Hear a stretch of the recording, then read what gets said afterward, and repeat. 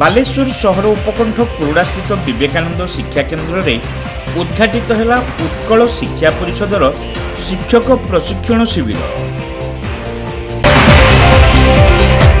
भुवनेश्वर स्थित उत्कल शिक्षा परिषदर शिक्षा और प्रशिक्षण विभाग पक्षर 4 दिनिया शिक्षक प्रशिक्षण शिविर बालेश्वर सहर उपकंठ कुरुड़ा स्थित विवेकानंद शिक्षा केन्द्र परिसर में उद्घाटित हो जाइछि।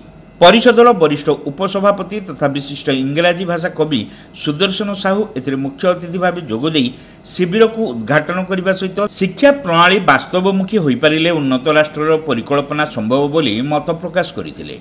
तेबे गुणात्मक शिक्षादान दिगरे समस्त गुरुजी गुरुमा माने अधिक क्रियाशील होगा उचित बोली से कहिथिले। विशिष्ट भागवत प्रवचक तथा राष्ट्रपति पुरस्कार प्राप्त शिक्षक भरत चंद्र महांती एथिरे मुख्य वक्ता भाव जोगदे एहिभଳି प्रशिक्षण शिविर आयोजन माध्यम शिक्षक माने निजस्व शिक्षादान प्रक्रिया सुधार आनीपारे बोली मत देते।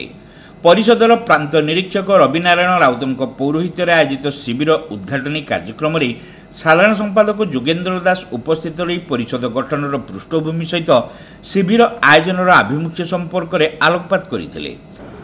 निरंतर कार्यक्रम चली संपादक बैठक हो प्रधान आचार्य सम्मेलन हो विभिन्न पिला विभिन्न शिशु प्रतिभा मेला विज्ञान प्रतिभा मेला ये जो गोटे आज उत्कल शिक्षा परिषद ओडिशार विभिन्न जिले में गोटे शिक्षार नीरव आंदोलन जो नीरव आंदोलन आम समस्ते सामिल होइछे।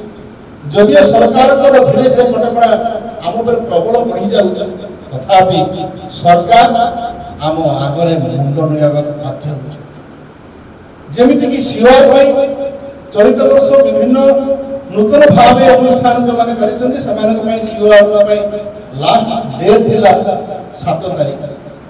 गत सप्ताह तले माननीय गणशिक्षा मंत्री एवं माननीय मुख्यमंत्री मोहन माझी को साक्षात करी संघ तरफ दाबी जनागला जे ए डेट को आउथले घुंचा जाए तो सरकार बाध्य हेले ए 7 को घुंचे की 17 कर तो कहिबार कथा जदि आम भितर एकता रहिबो तो निश्चित भाव में आमर बेसरकार अनुष्ठान विवेकानंद शिक्षा केन्द्र गुड़िकर जो सब अभाव असुविधा अच्छी निश्चित भाव में आगामी दिन में सरकार से दाबी प्रति खूब शीघ्र सचेतन हेबे से गुड़िक मानिबे किंतु आमको ये विवेकानंद शिक्षा केन्द्र गठन माध्यम गोटे विप्लव आना पड़े।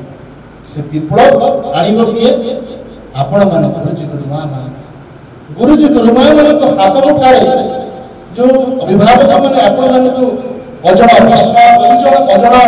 विश्वास रे आपण मान को कंचा कादुओ माटी को समर्पण कर दउछंती।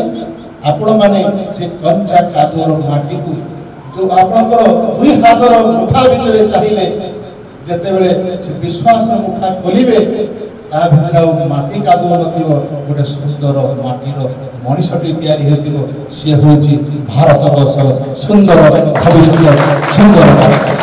तो आशंसु ये प्रशिक्षण वर्ग 8 तारीख रु 11 तारीख पर्यंत जो 4 दिन वर्ग चलिबो निश्चित भाव में आपण मानकर सहयोग श्रृंखलित परिवेश जो दिनचर्या गुड़िक आपको दिखाई कौ समय कौ काम करेंगे सूचना दिज्व भावुँ निश्चित भाव में जदियो 4 दिन यथेष्ट नुहे तथापि 4 दिन मध्य निश्चित भाव में आम जो प्रशिक्षक भाई मैंने अच्छा भावुँ आशा करुँच आपण मान साहाय्य सहयोग ठीक से रहे निश्चित भाव में आपण मैंने जिते गर्व साड़ी जी निश्चित भाव में निज भीतर नुआ उत्साह नुआ उद्दीपना नहीं जी।